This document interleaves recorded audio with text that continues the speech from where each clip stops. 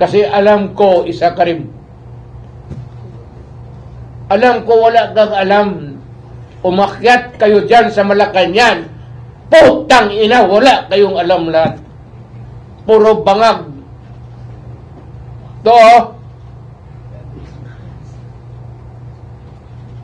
Do not try to be a hero. Taga-Davao ka, kaibigan tayo.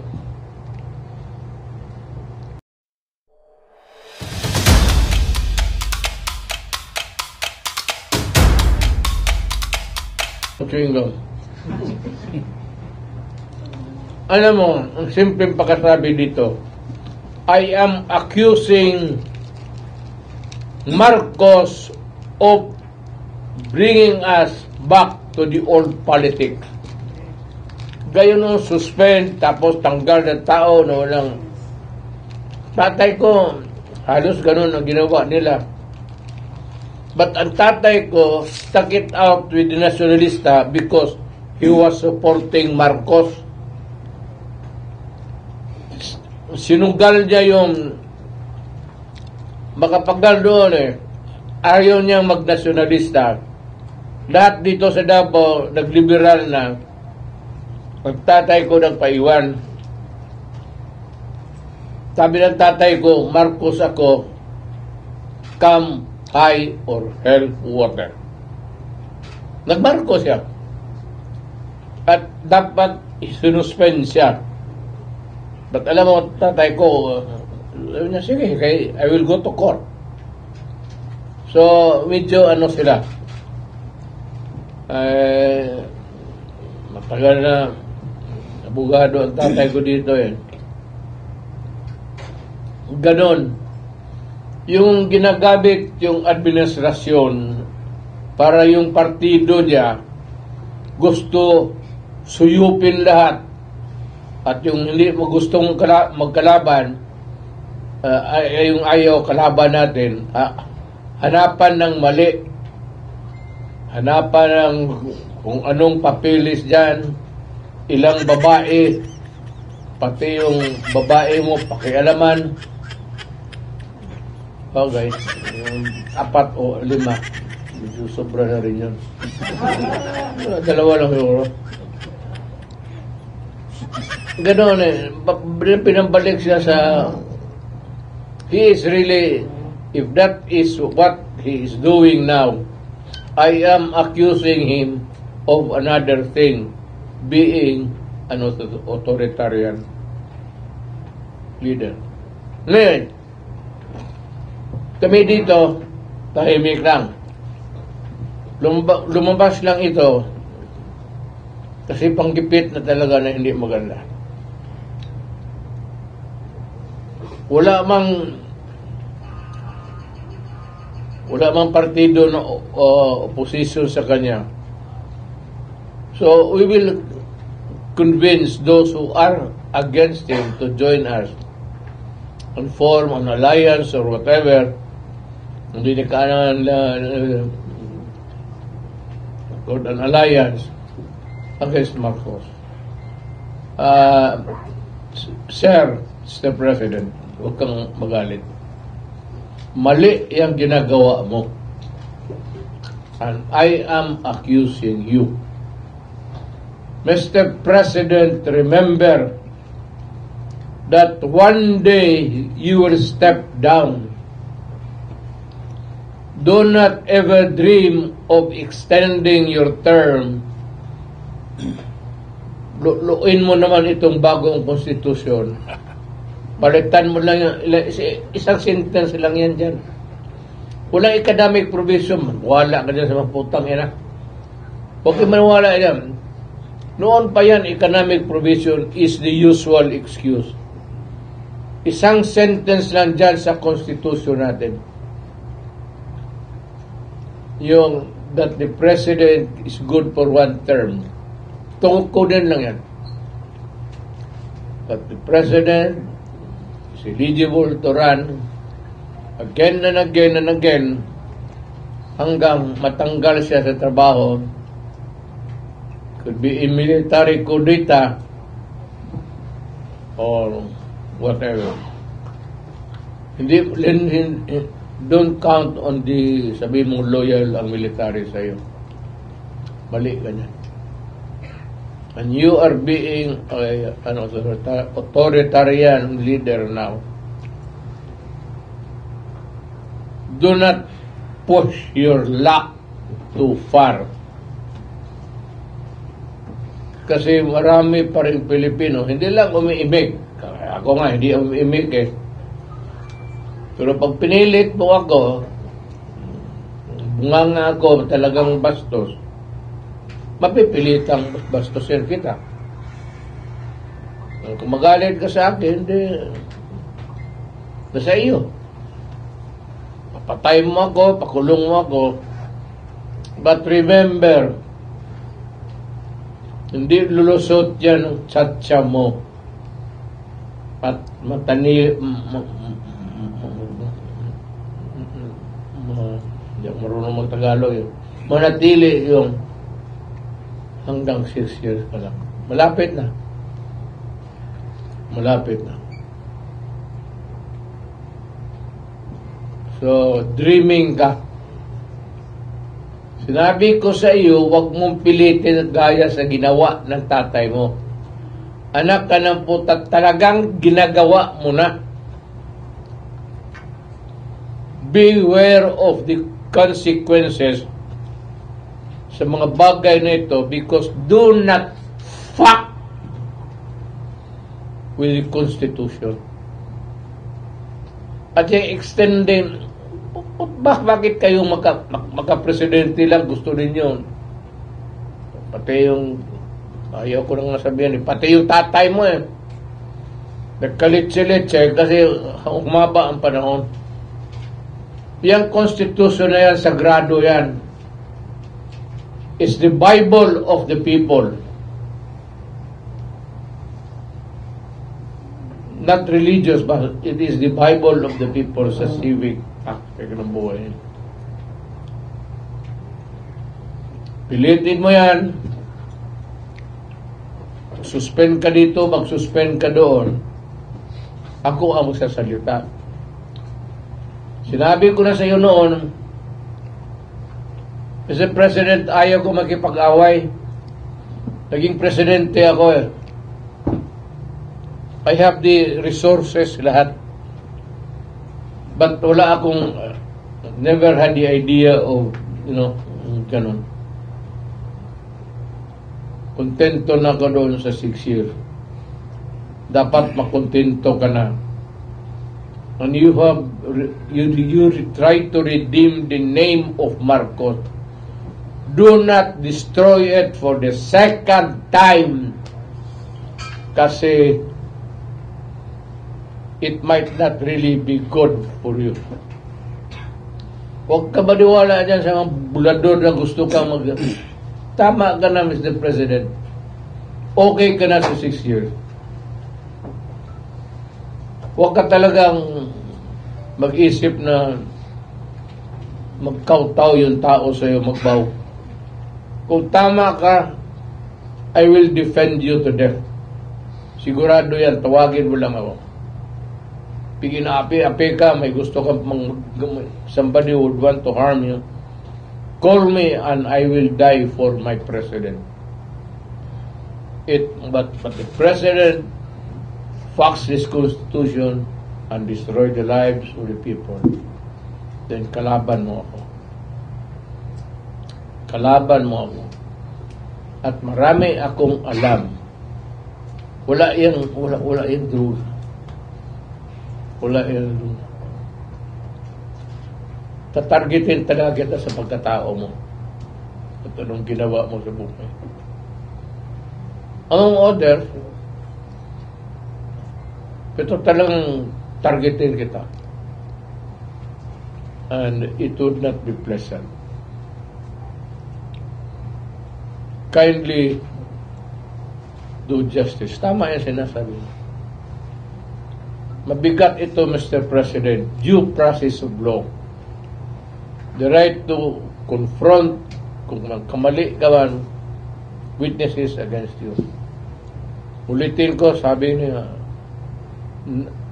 no person No person shall be deprived of life, liberty, or property without due process of law. Nor shall any person be denied the equal protection clause of the Constitution. With that, sana, ewan ko. At ito naman si Lagdameo. Alam mo, Andre, kaibigan tayo. Tagal yung kaibigan, halos gabi-gabi nakikita tayo dyan si kay John Villar na inungman.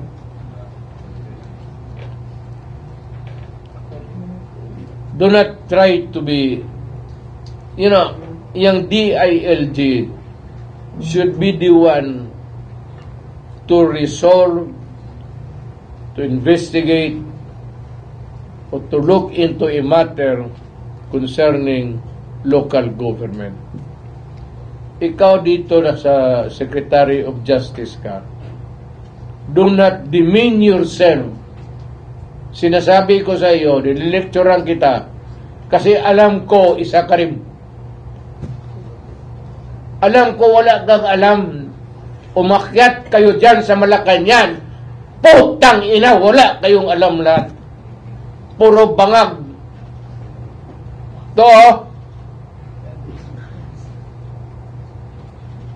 Do not try to be a hero. Tagadabaw ka, kaibigan tayo. Siguro, may utang na loob pa ako sa iyo. But when it comes to my country, a new guy, huwag kayong basta-basta pupunta ng mga probinsya, pati ito, mag-demand kayo na ganun. Itong demokrasya, there is the right to dissent. Kung ayaw ninyo o ayaw nila, ay maglaro tayo. Kung hindi, aabot tayo sa batas. Lagdameo, huwag mo akong pilitin. Kayo ni Bongbong, magbarkada kayo. Alam ko yan. Huwag mo akong pilitin na bubuga ako dito na masaktan kayo lahat. Kayo, anong alam mo? Aral ka sa London School of Economics? Anong alam mo sa politika? Anong alam mo sa damdam ng isang mayaman kayo, umakyat kayo diyan. Wala kayong alam kung sino ang Pilipino at ano ang Pilipino. So, do not be a smart ass. Kasi pag ini-lecturean ko kayo araw-araw, kasi ang edukasyon ko pang Pilipinas, kayo mamayaman, anong alam mo? Pakantahin kita ng bayang Magilo. Sige daw. Lahat. Ako'y Pilipino. Sige. Alam ko wala. Sigurado yan. Anak kayo ng mga mayaman. Apo ka ni Florendo. Yung lupa na yan ang nakuha ninyo sa penal colony hanggang ngayon. Nasa inyo pa rin yan. Hindi inyo yan, sa gobyerno yan. Dapat itapos at yung lupa na yan ibigay sa mga tao. Dapat na land reform na yan, ang laki-laki ng putang inang yan.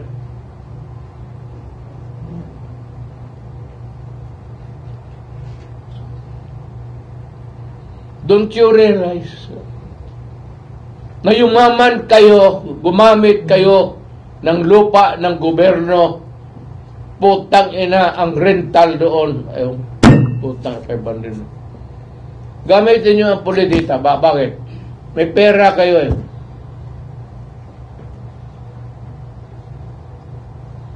Pero wag mo akong, you know, do not fuck with me. Wag kayong magpatigas-tigasan. Hindi ako, putang ina masama.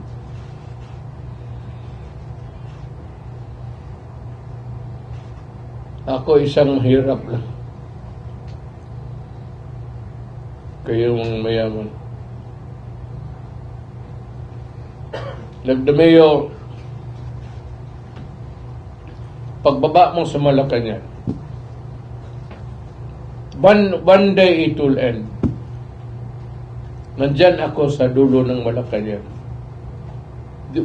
I would choose yung saan lumuhod yung nanay ni Rizal, begging for the life of Rizal sa Espanyol. Doon kita hintayin. I'll make it symbolic for everybody. May isa pa akong chiclet.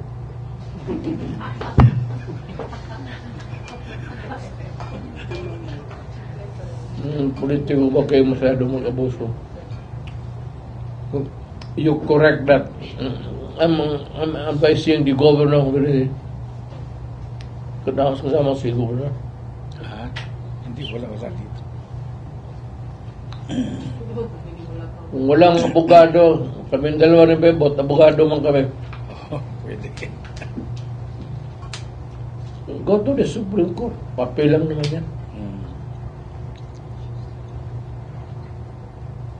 Certiorari.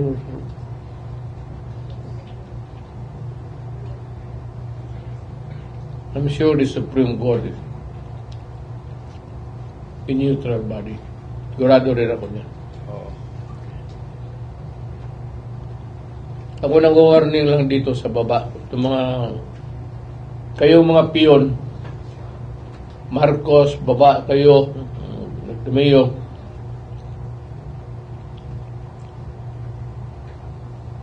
You have to deal with us. Kaming mga ako, presidente na. Wala lamang isang taong na inapi ko.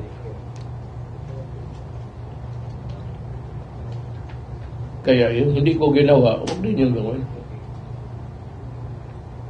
Okay lang. Easy lang kayo. Puro tayo mautak. Ako, mas mautak ako sa inyo. Kayo nakausap ko. Each one of you, presidente, lahat na kayo. Tingin ko sa inyo, kulang kayo dito.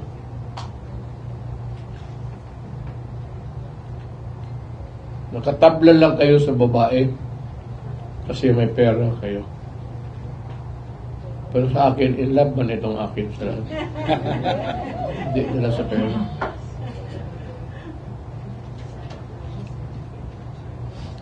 Ngayon ko sa'yo, stop the fucking mga putang ina kayo. Huminto kayo. Salamat. Salamat, Mayor. Takot kayo ng mga putang ina sa paligid mo.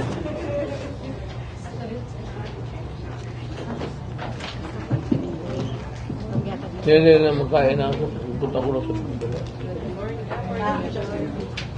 Sino pang hindi ko ay?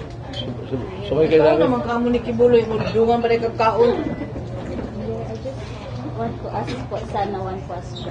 What's your take regarding on that? Since may nagtanong about US election, itatanong ko na lang din po, what's your take on the upcoming and first parliamentary election ng BARM po, which will be next year? Any expectation na rin po? Sa BARM po. Sa bar, BARM po, sa Bangsamoro po. wala akong, kulang ang wherewithals ko, ma'am. Yes po.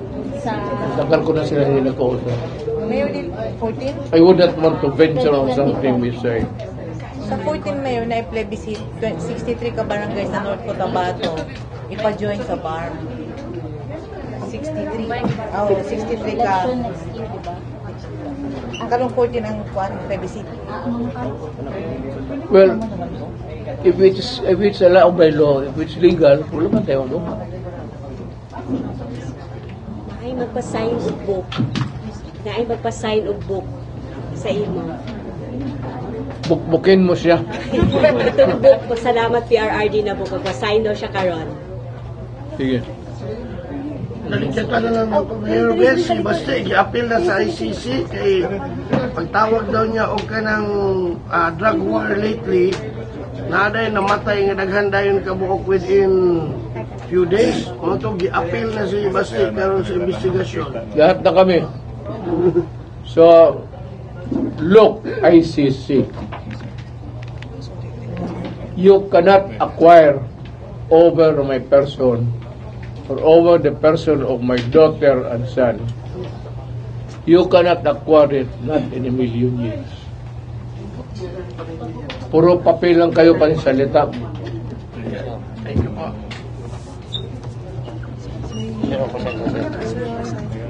Bakit? Sana. Na-off naman eh. I-off na lang. Daraang magpa-sign. Ikaw na yung tanan. Mike, stand. Mike, PTV. Let me ask everybody. News 5. Ano ang ICC? Ano yung mga putang inang yan? Hindi ko nga kilala. I am a Filipino and I will die a Filipino. If somebody would want to prosecute me, kung may ebidensya sila, nauna pa yung ICC putang ina. Kung nandiyan na ebidensya, if it's there, existing, they can file a case against me. And I will be glad to face the charges. And if found guilty, I will go to believe in prison. And if they want to execute me dito sa Pilipinas, but never, itong mga putang ina kayong mga ICC makialam sa buhay namin. Sir, papirma din siya, sir. Ano yan ang may... Hindi mo siya libro, sir. Si Maggie ni siya. Paila ka. Taga San Miguel ni siya, Mayor. San Miguel Arcangel. Mo doon yung pangalan niya. Ito pang...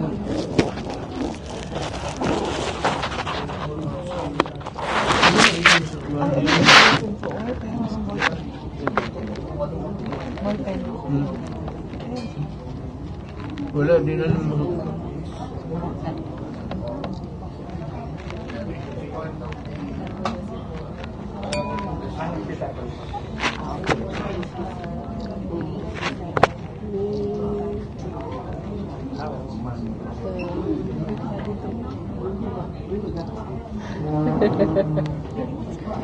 Nice, oy.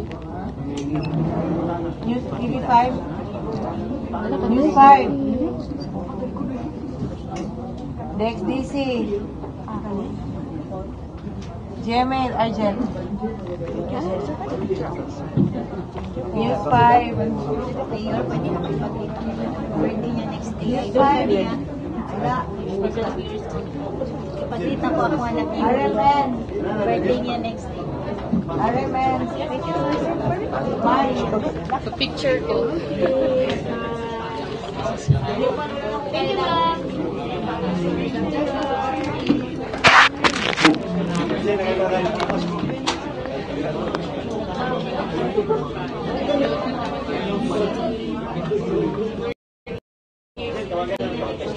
Hi. Long time no see. Yeah.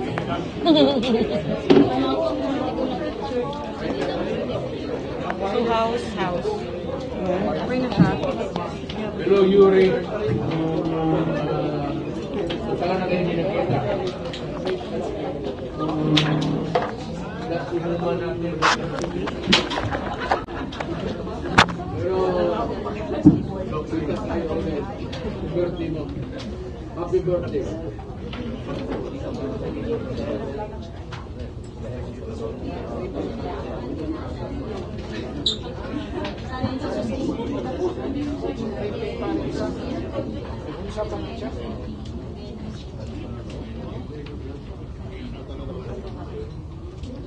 Hello. Benon.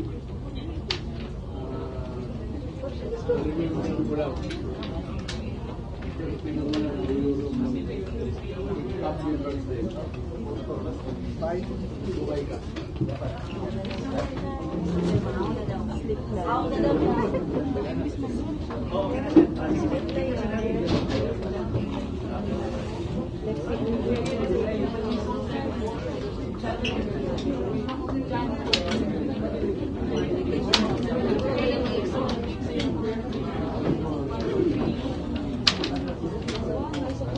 Hello, Jen.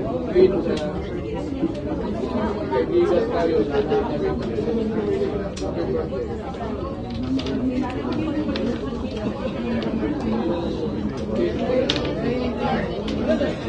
Sarap.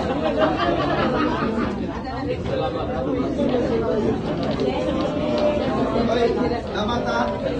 Salamat kayo. Sunod na po.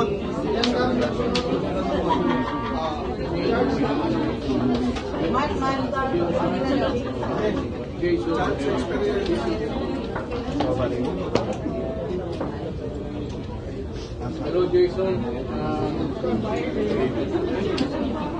Yung bang kaharap ko, marunong ka. Happy birthday.